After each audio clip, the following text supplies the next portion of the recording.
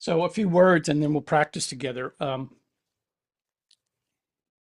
In July, I'm going to begin kind of a new gig, teaching a monthly mindfulness meditation class for residents at an assisted living facility here in Atlanta.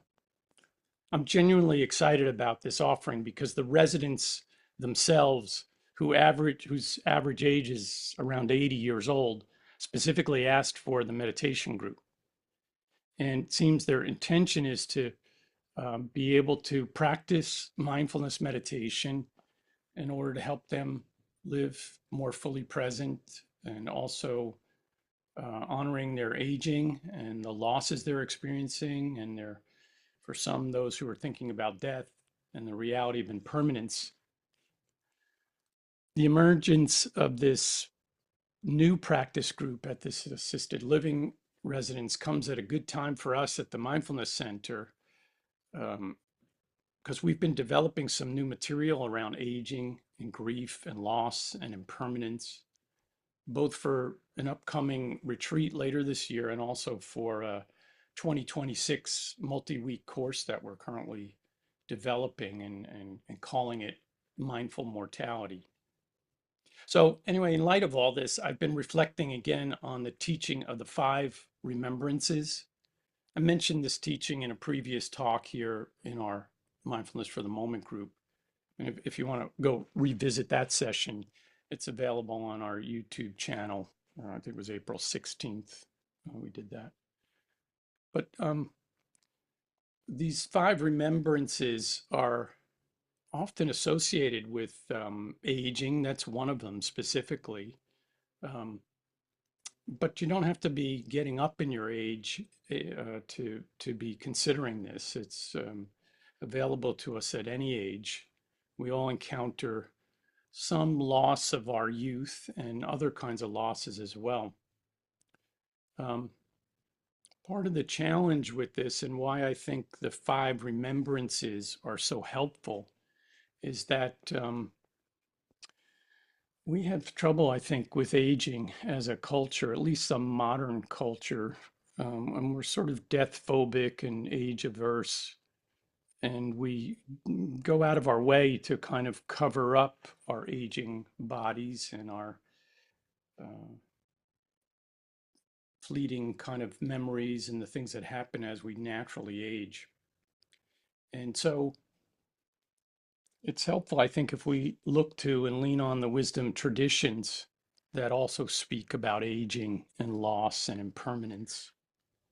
And the fact that the practice of mindfulness helps us to meet those challenges is something that we should really take advantage of.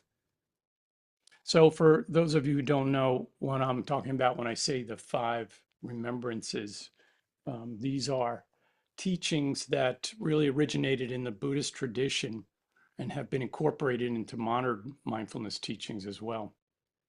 And I have a copy of these that'll be in the resource on the resource page for you if you're interested. But let me mention them here. The first one is, there's 5 of them. And the first one is, I am of the nature to grow old. I'm of the nature to grow old. And there's no way to escape growing old.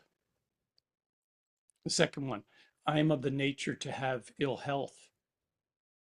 There is no way to escape ill health. I am of the nature to die. There is no way to escape death.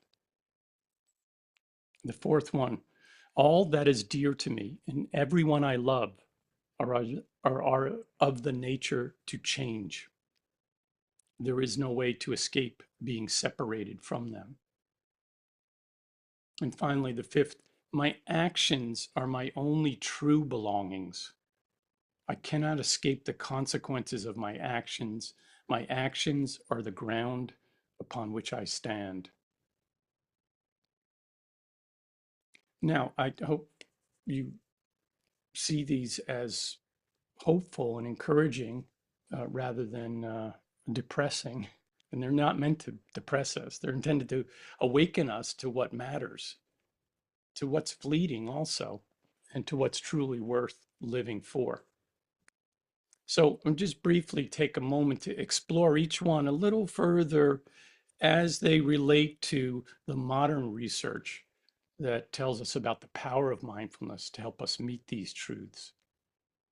So the first one, of the nature to grow old. Well, modern research supports this ancient insight. There's research out there that shows that older adults who practice mindfulness showed greater acceptance of the aging process, reduced emotional reactivity to it, and increased life satisfaction. Rather than resisting wrinkles, memory lapses, or fatigue, mindfulness invites us to meet aging with gentleness and curiosity and even gratitude, so that a deep acceptance may emerge as the body changes, perhaps even leading to wisdom, presence, tenderness. The second one, I am of the nature to have ill health. There are many studies around difficulties around health.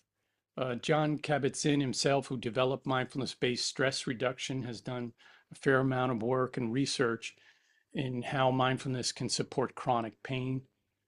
Um, so as illness arises, and it does, and it will for all of us, mindfulness offers a way to soften around it instead of bracing against it. It teaches us to listen to the body with compassion, regardless of what's happening in our body. Because the truth is, our bodies are constantly changing, whether we're 20 or 80. The third one, I am of the nature to die. There's research that has shown that mindfulness practice reduces death anxiety. Why? Because mindfulness teaches us how to be with what is without running away, without numbing, without denial.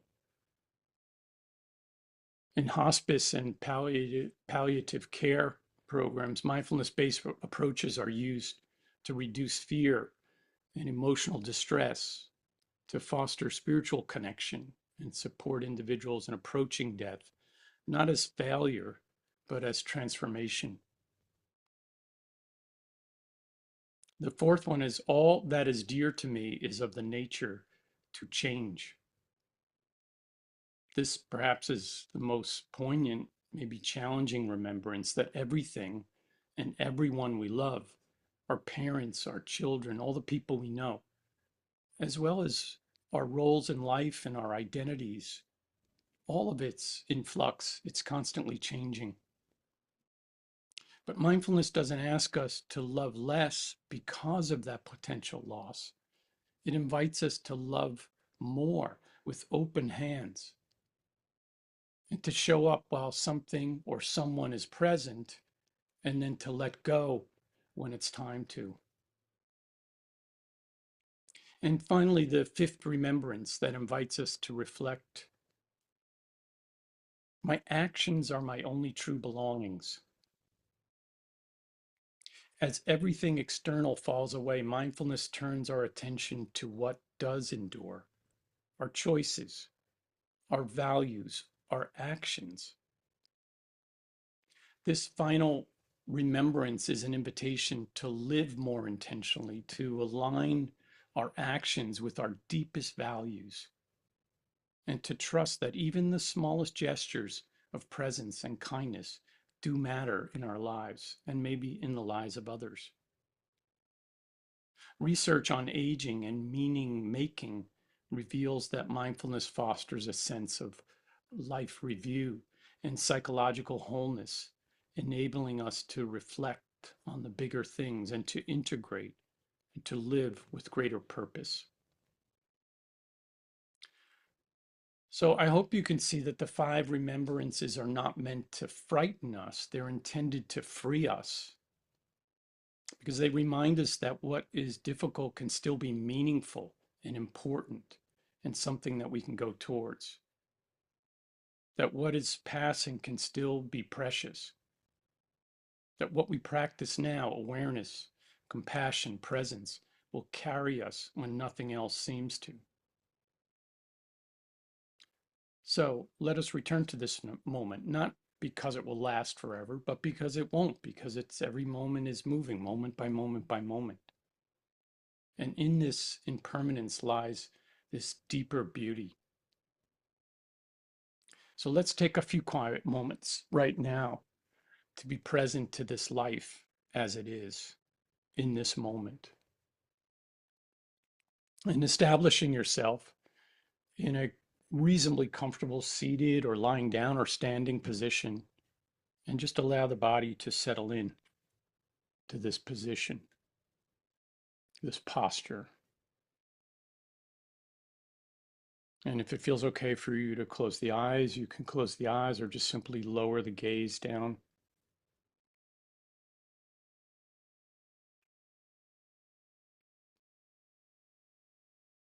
And I want to say take a few breaths, but you're already taking breaths. So tuning into the breathing cycle, whatever it happens to be at this time, and not needing it to be any particular way for you to pay attention to it.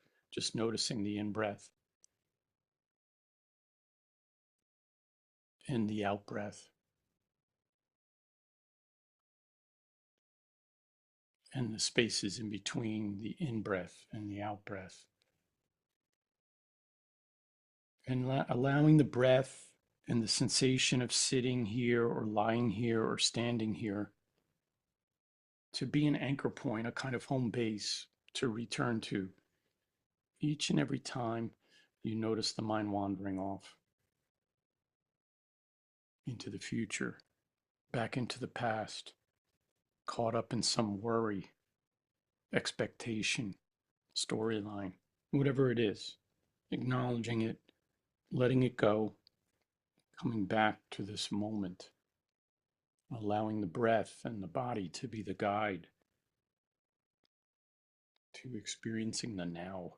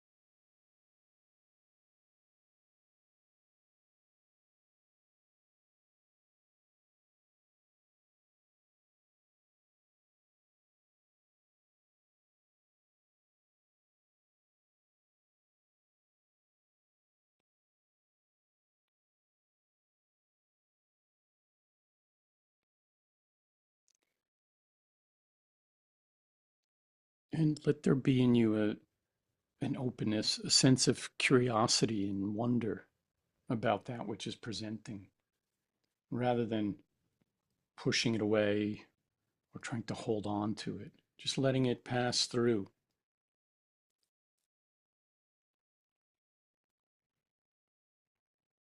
And when you do get caught up in something, and you may be doing that the whole time that we're sitting here, as soon as you notice that you're caught, you're just doing your best to just release it, let it go downstream, and return to the breath and the body sitting here in this moment, moment by moment.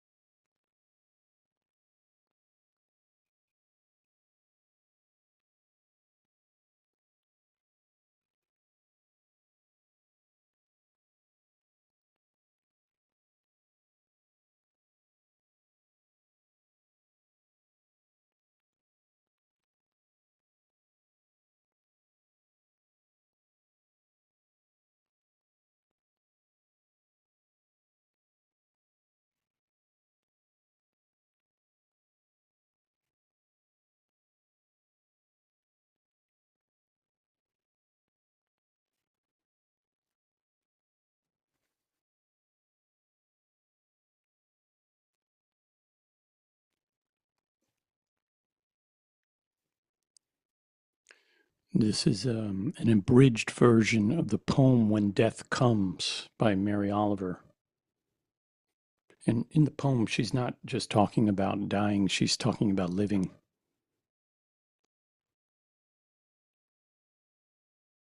When death comes, like an iceberg between the shoulder blades, I want to step through the door full of curiosity, wondering, what is it going to be like, that cottage of darkness? When it's over, I want to say all my life I was a bride married to amazement. I was the bridegroom taking the world into my arms. When it's over, I don't want to wonder if I have made of my life something particular and real. I don't want to find myself sighing and frightened or full of argument. I don't want to end up simply having visited this world.